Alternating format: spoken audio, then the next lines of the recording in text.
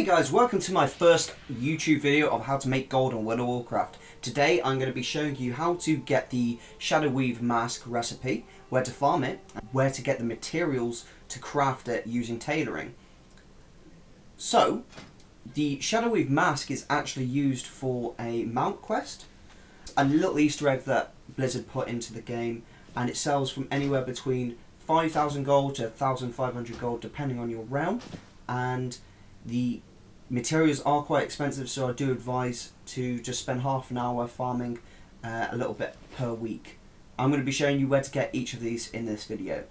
As you can see, it does look actually pretty cool, so a lot of transmoggers like to use this this mask as well. So it does have quite a good market base for that. The material in particular we're going to be needing to get would be Shadow Silk, and that also it does sell quite expensive. You can see it on your auction house if you want to check it out.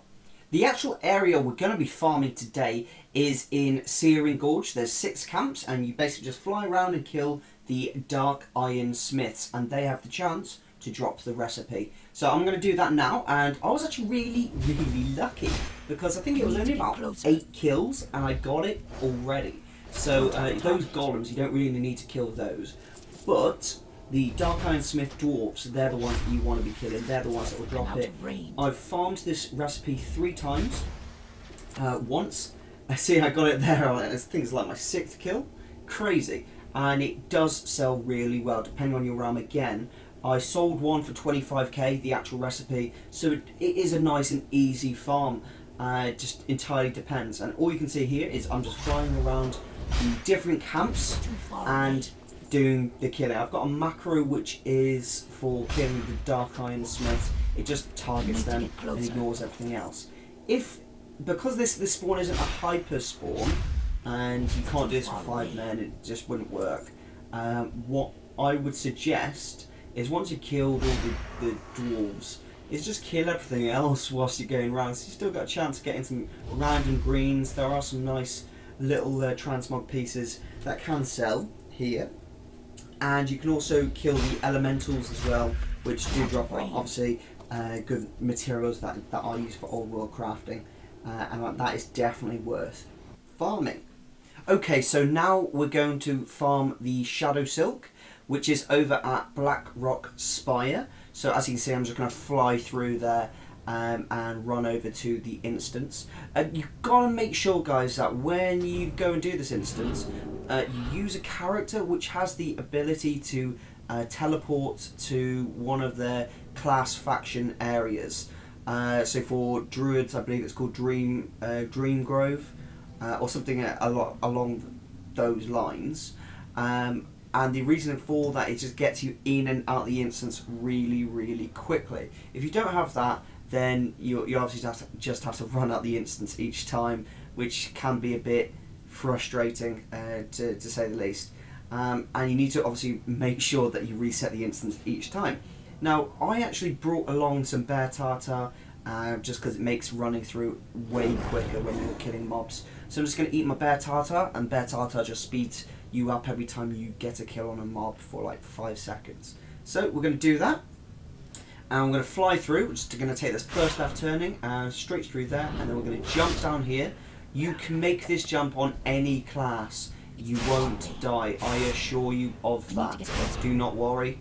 And you can just fly up here, and these spiders, these are the ones that drop the Shadow Silk. It's really important that you basically kill all of them. When you kill their mothers, the little baby spiders will spawn, and they drop, all the Shadow Silk. They drop a few other different versions of basically web, which can all be used in crafting. So it's all helpful to sell on the auction house or to use yourself in your old world crafts.